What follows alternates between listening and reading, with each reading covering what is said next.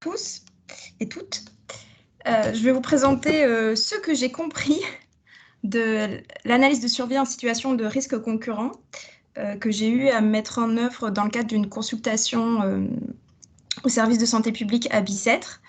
Donc je vais parler de la théorie, de ce qui change par rapport à la survie classique et ensuite présenter ce que j'ai pu faire et vous aurez certainement des suggestions à me faire dessus. Donc, pourquoi j'ai plus le partage? Ah, j'ai perdu. Ah, si, c'est bon. Voilà. Donc, en analyse de survie, on étudie le délai de survenue d'un événement, donc délai qui est représenté par la variable aléatoire t, et on regarde le temps mis par les participants pour passer de l'état initial, donc par exemple vivant, à l'état décédé si le décès est notre événement. Les données sont censurées, elles sont notamment censurées à droite, parce que chez certains sujets, on n'observe pas l'événement, soit parce qu'ils n'ont pas été suivis assez longtemps, soit parce qu'ils sont perdus ou sortis d'études. Et on fait l'hypothèse qu'en fait, cette censure à droite est non informative, c'est-à-dire qu'il n'y a pas de lien entre la cause de sortie d'études, la cause de censure et l'événement étudié. Autrement dit, on suppose qu'un individu qui est perdu de vue au temps t est quand même représentatif de tous ceux qui sont toujours à risque et donc qui ne sont pas perdus de vue à ce même temps t. Donc c'est une hypothèse forte qui n'est pas toujours vérifiée. Et c'est là où on rentre dans la situation des risques concurrents. Alors, j'ai mis ici un extrait d'un article qui pose un peu le contexte de quand est-ce qu'on a des risques concurrents. Donc, c'est en fait quand le mécanisme de censure est associé à une chance, une chance altérée de faire l'événement d'intérêt. Autrement dit, le fait d'être censuré est en lien avec la probabilité de faire l'événement étudié. Quelques exemples. Par exemple, si on décède d'un cancer, eh ben, on ne décède pas d'une autre cause. Donc, on peut avoir une concurrence entre des différents types de mortalité. Un autre exemple que j'ai trouvé dans la littérature, si on étudie la survenue d'une infection nosocomiale, les patients qui sortent d'hôpital, c'est parce qu'ils vont mieux. Et donc, c'est en lien avec une plus faible probabilité de faire une infection nosocomiale. Donc, la sortie d'hôpital peut être considérée comme un événement concurrent à la survenue de l'infection. Également, lorsqu'on étudie, par exemple, la démence chez le sujet âgé, le fait de décéder peut être un événement concurrent à la survenue de la démence parce que possiblement, ils sont... Enfin, on ne sait pas tout à fait pourquoi ils sont perdus de vue et pourquoi ils sont... s'ils n'ont pas déclaré une démence avant d'être décédés.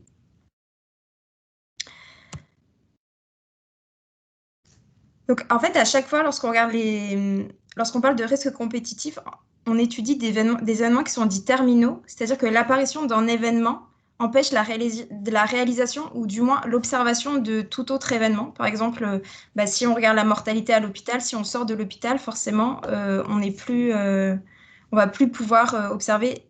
Enfin, les gens peuvent toujours décéder, mais en tout cas, ça sera plus à l'hôpital. Donc c'est vraiment donc on va être en fait on va passer de une variable aléatoire t à k variables aléatoires t qui vont décrire le temps d'apparition des cas événements. Donc dans la base de données, un patient fera soit un événement, soit on fera aucun. On va garder on a l'information sur voilà. Voilà. Donc maintenant, j'introduis les notations qu'on utilise classiquement en survie. Donc notre temps de survenue de l'événement, on le décrit par sa fonction de répartition, qui est la probabilité de subir l'événement entre 0 et t, qu'on appelle f de t. C'est l'opposé de la survie. Donc la survie, c'est la probabilité de subir l'événement au-delà de t. Donc ça veut dire qu'on est encore vivant en t. Et les deux fonctions sont liées à la fonction de risque instantané, qui est la probabilité de subir l'événement entre t et delta t, sachant qu'on a survécu sans événement jusqu'à t. Et on a aussi la fonction de risque cumulé qui est l'intégrale de cette fonction de risque instantané. Et donc en survie, la fonction de risque instantané est au cœur de tous les calculs qu'on fait classiquement, parce qu'on a une correspondance directe entre le risque instantané et la fonction de répartition, donc, ou la probabilité de faire l'événement inventé, et la survie, correspondance directe qui apparaît dans les équations que j'ai indiquées ici. Donc, un facteur qui agit sur le risque instantané va avoir un effet direct sur la fonction va avoir le même effet sur la fonction de survie. Donc, vraiment, en survie classique, on a une correspondance entre le risque et la probabilité ou l'incidence. Lorsqu'on est dans le cas des risques concurrents, on n'a plus une fonction de risque instantané, mais on a une fonction de risque instantané cospécifique par événement. C'est-à-dire que lambda 1, qui va être le risque cospécifique pour l'événement 1, c'est la probabilité de subir l'événement 1 entre t et delta t. Mais sachant qu'on a survécu jusqu'en t, en n'ayant fait aucun autre événement, donc en n'ayant pas fait l'événement 1, mais aussi en n'ayant fait aucun autre événement concurrent au numéro 1.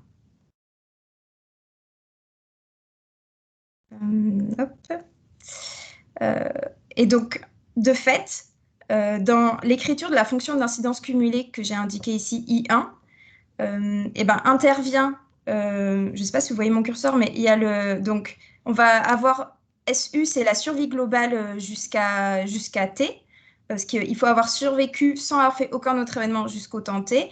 Et ensuite, il y a le risque instantané de faire l'événement auquel on s'intéresse entre T et delta T. Et par conséquent, on n'a plus de correspondance directe entre le risque lambda et la probabilité d'événement ou l'incidence qui est qui est représentée par I1. Parce que dans l'écriture, il y a la fonction de survie globale qui intervient. Alors, donc, du coup, quand on regarde la survie globale, ça va être 1 moins la somme des fonctions d'incidence cumulée de chaque événement. Donc, je ne vais pas trop m'attarder là-dessus parce que j'ai surtout préparé sur la partie comment on fait en fait, des modèles de Cox qui sont adaptés. Mais le message clé à retenir, c'est que de fait, parce qu'on a cette écriture-là de la survie globale, l'estimateur naïf de Kaplan-Meier va ne plus être adapté. Il va surestimer l'incidence cumulée et donc il faut utiliser un autre estimateur pour tracer nos courbes d'incidence cumulée parce qu'en fait, donc c'est les équations qui sont indiquées ici. Et j'ai repris et donc à chaque fois, dans chaque en fait tracé de l'incidence cumulée de chaque événement, on va toujours avoir la survie globale, le fait d'avoir survécu jusqu'à t sans avoir fait ni l'événement 1 ni l'événement 2, et ensuite le nombre de sujets qui font l'événement 1 par exemple divisé par le nombre de sujets à risque. J'ai repris une diapositive de Marie qu'elle avait présentée en 2018 pour illustrer en fait ça permet d'illustrer le fait que le calculer ST, utiliser le Kaplan-Meier, donc faire 1 moins ST, ou calculer les fonctions d'incidence cumulée de chaque événement. Ça illustre la différence de résultats. On le voit ici sur les courbes. Donc la différence est d'autant plus marquée qu'on avance dans le temps, mais en fait, le Kaplan-Meier ici est toujours un peu au-dessus de la courbe d'incidence cumulée calculée avec la méthode adaptée. Hop, voilà, on le voit aussi dessus. À chaque fois, le Kaplan-Meier est au-dessus va surestimer en fait.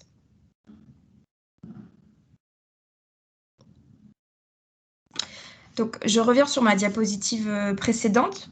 Ce qu'on voit ici, en fait, c'est que lorsqu'on a un risque concurrent, notre équation où on avait la survie, en survie classique, la survie, c'est égal à exponentielle de moins l'intégrale du risque instantané. Donc, ceci est une probabilité. En risque concurrent, cette exponentielle n'est plus une probabilité et on n'a plus de lien direct entre risque et probabilité.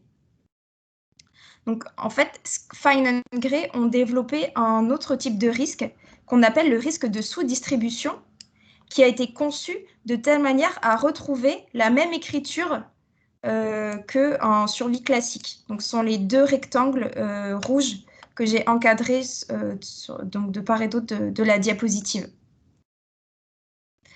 Et de fait, on va utiliser ce risque de sous-distribution qui va avoir les mêmes propriétés que notre risque instantané en survie classique, parce qu'il va être lié de la même façon à la fonction de répartition ou la fonction d'incidence cumulée.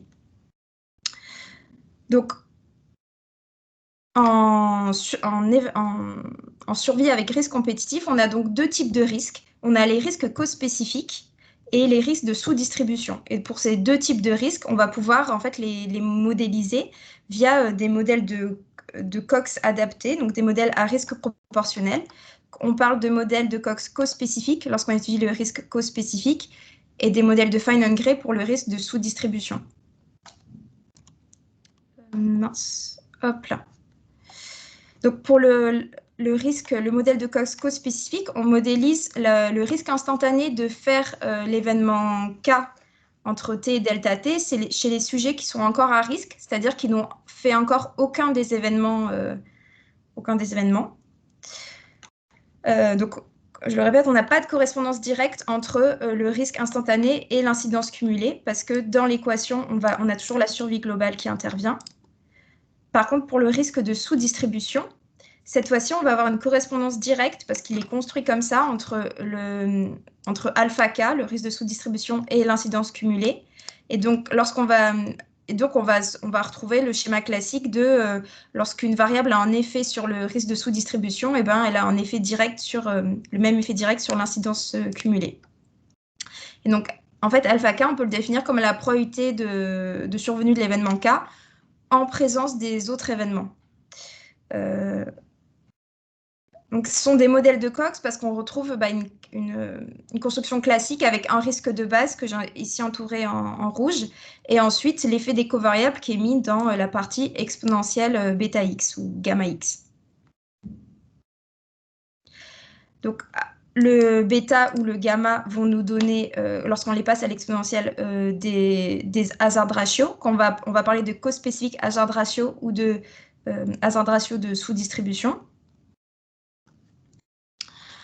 Et c'est juste après, dans l'interprétation de ces hazard ratios, et je vais y venir dans 2 minutes, que l'interprétation de fait va être différente parce qu'ils ne sont pas liés à la même fonction de base.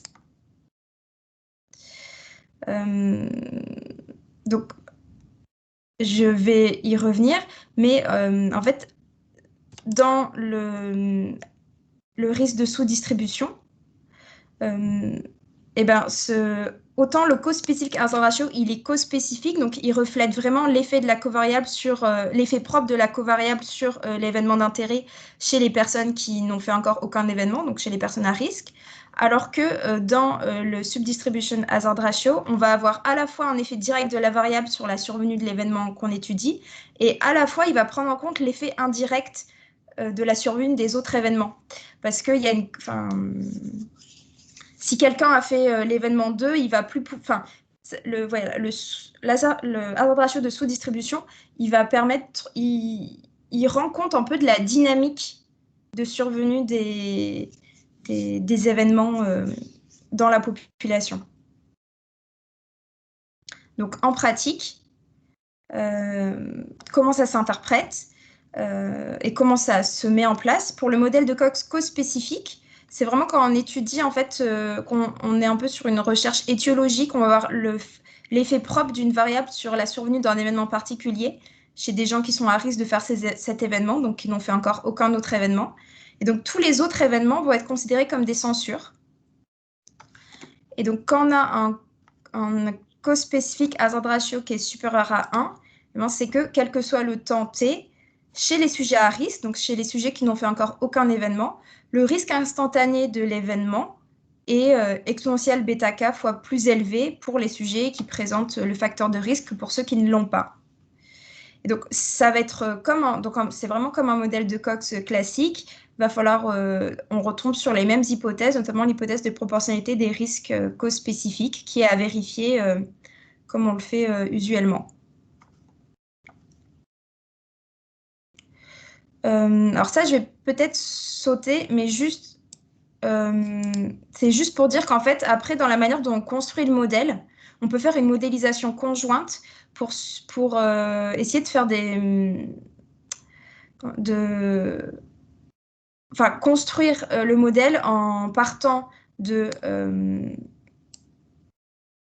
on modélise en fait l'effet des variables pour le premier événement. Et après, l'effet des variables sur les autres événements sont modélisés comme l'effet de base sur l'événement 1 plus un effet supplémentaire. Voilà, et ça permet de supposer un effet commun d'un facteur sur les différents événements et possiblement, si c'est vraiment la même intensité d'effet sur les différents événements, de construire des modèles plus parcimonieux.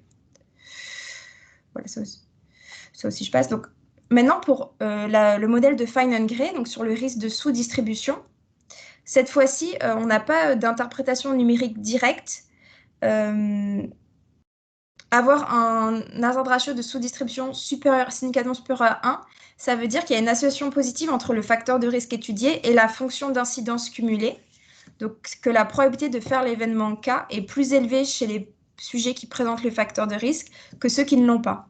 Donc, cette fois-ci, on va parler de probabilité en référence à la fonction d'incidence cumulée. On ne va pas parler de risque. Voilà. Comme on est toujours sur un modèle de Cox, on a toujours en fait une hypothèse de proportionnalité des risques de sous-distribution à vérifier par les procédures habituelles, graphiques. Donc maintenant, pour terminer en exemple, donc, moi j'ai eu à étudier des patients qui étaient en dialyse péritonéale et qui avaient fait une péritonite. Et les cliniciens s'intéressaient à la survie après cette première affection péritonéale. Donc, les gens étaient enregistrés dans un registre. Et donc, dans le registre était indiqué quand ils faisaient leur péritonite. Et ensuite, on avait des données dans le registre jusqu'à ce qu'ils décèdent ou qu'ils sortent du registre parce qu'ils étaient soit transplantés, soit parce qu'ils arrêtaient la dialyse majoritairement pour être transférés en hémodialyse. Et donc, là ça se discute possiblement, mais j'ai considéré donc 3 événements concurrents. Le premier événement, c'était le décès. Ensuite, j'ai considéré comme événement concurrent l'arrêt de la dialyse hors décès, notamment pour transfert en hémodialyse, parce que le fait d'être transféré en hémodialyse, c'est qu'il y a eu une aggravation de l'état de santé. Donc, j'ai considéré que cette censure liée au transfert en hémodialyse était informative. Et également, il y avait le fait que les patients pouvaient en fait avoir plusieurs épisodes de péritonite. Et ça, je ne savais pas vraiment comment le gérer, mais j'ai de fait considéré que j'avais envie d'avoir l'information sur la survenue d'un deuxième épisode. Et donc, j'ai mis aussi en événement concurrent le fait d'avoir un deuxième épisode de péritonite.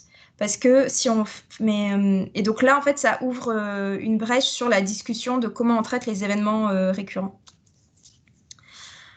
J'ai considéré aussi qu'en fait, la transplantation, par contre, donc les personnes qui arrêtaient la dialyse parce qu'ils étaient transplantés étaient une censure non informative parce que elle était pas si les gens sont transplantés, donc c'est parce qu'ils ont eu la chance ils étaient sur liste et ils ont eu enfin la chance qu'un greffon soit disponible. Et c'est pas lié à une dégradation de leur état de santé, c'est qu'ils sont en fait restés stables dans leur état de santé. Donc c'est pour ça que j'ai considéré que la transplantation était une censure non informative.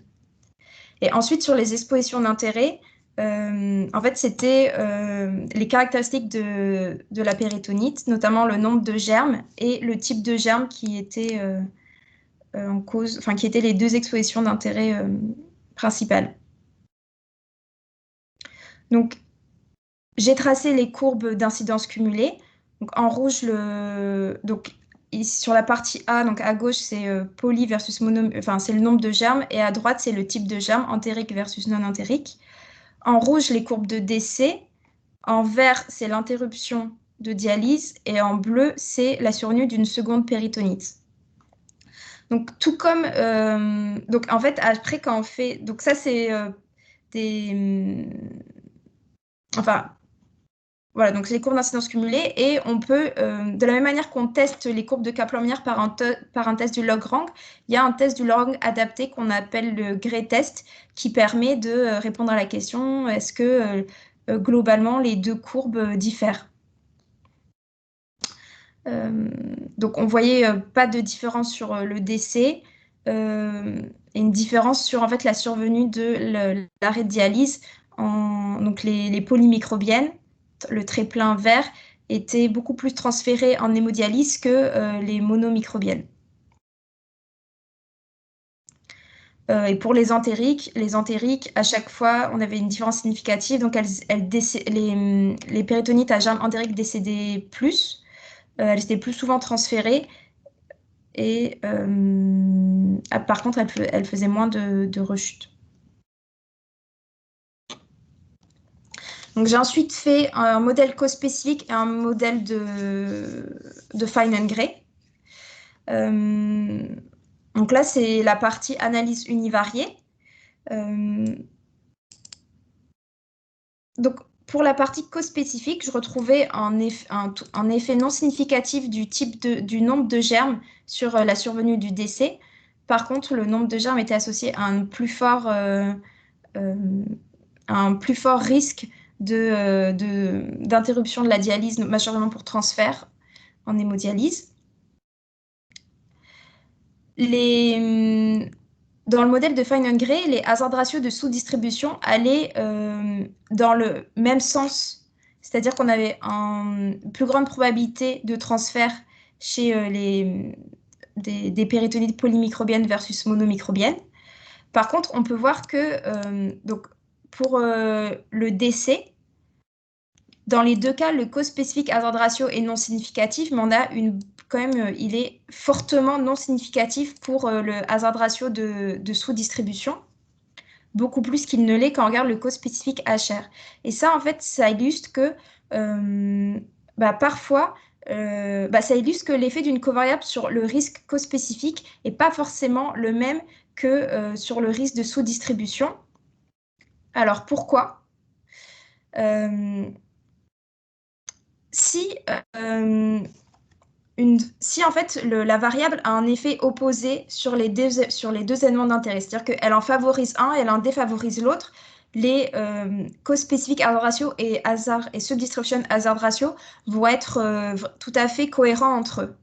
Par contre, lorsque la variable, comme c'était mon cas, a un effet similaire sur le risque des deux événements, donc par exemple là, le fait d'être les péritonites polymicrobiennes, si elles décèdent, si on suppose qu'elles décèdent plus et qu'elles sont aussi très fortement transférées, et ben, quand on regarde le hazard ratio de sous-distribution, on peut avoir en fait un hazard ratio lié au décès qui est non significatif, donc c'est pour ça que j'écris 0, voire qui est statistiquement inférieur à 1. Pourquoi? C'est parce que ce hazard ratio de sous-distribution, il traduit vraiment la dynamique de la survenue des événements dans la population. Et donc, si en fait toutes les polymicrobiennes sont transférées vraiment énormément, et ben à la fin, la probabilité de décéder, elle peut être plus forte pour les péritonites monomicrobiennes car ce sont les seuls qui restent pour faire l'événement.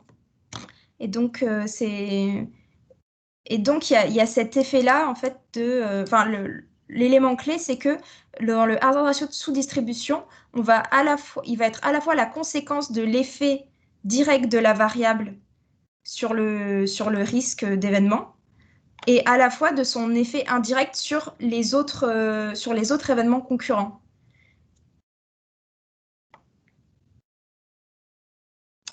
Voilà. Donc après, j'ai mis quelques diapositives sur l'implémentation. Moi, j'ai fait ça dans R. On a des paquets qui permettent de faire des jolies courbes. Donc ça, je laisse les diapositives pour... Enfin, je ne vais pas les commenter ici, mais c'était pour le document qui restera après. Donc, quand on fait du co-spécifique, c'est en fait le modèle de Cox classique, la fonction classique de R. Et on travaille en fait sur des variables indicatrices qui valent 0 si c'est, qui valent 1 si c'est l'événement étudié et 0 sinon. C'est un package particulier pour faire du fine and gray. Il y a possibilité de faire Enfin, c'est comme un modèle de Cox classique. Quand on a l'hypothèse des hasards proportionnels qui n'est pas respectée, on peut la modéliser avec on peut utiliser des coefficients qui dépendent du temps. Voilà. Et donc, en conclusion, les messages à retenir, c'est que dans la situation de risque compétitif, on n'a plus de correspondance directe entre le risque instantané lambda t et l'incidence ou la probabilité d'événement f de t. Que lorsqu'on fait du non paramétrique, il faut utiliser un autre estimateur que le Kaplan-Meier parce qu'il surestime l'incidence cumulée. Et qu'ensuite, quand on fait des modèles de Cox pour étudier l'effet des variables dans un modèle multivarié, eh ben, il est conseillé en fait de faire à la fois du co-spécifique et à la fois du fine and gray pour tous les événements concurrents, pour vraiment comprendre la dynamique oui, pour vraiment bien comprendre les données. Parce que le co-spécifique va permettre d'interpréter le fine and gray et en même temps va permettre aussi de répondre à des questions sur l'effet propre des variables. Et le fine and gray va permettre de rendre compte de la dynamique de survenue des événements et aussi va permettre aussi une lecture complémentaire aux courbes d'incidence cumulée. Donc pour les références, il y a Aurélien, je crois, Latouche, qui est un professeur au CNAM, si je ne m'abuse, je suis plus sûre, qui a des super papiers où il explique très bien. Donc là, j'en ai mis un. Il faut que je complète les références. Et il y a pour l'aspect aussi code R, il y a le livre Modèle biostatistique pour l'épidémiologie dont on a déjà parlé la dernière fois, qui est super là-dessus. Et il faut que je rajoute d'autres références, mais j'avais trouvé des papiers bien qui aident à bien écrire aussi les résultats, parce qu'une critique, une critique majeure des papiers là-dessus, c'est que finalement le distinguo entre risque et probabilité n'est pas toujours bien fait dans la rédaction et l'interprétation des modèles. Voilà, je vous remercie de votre attention.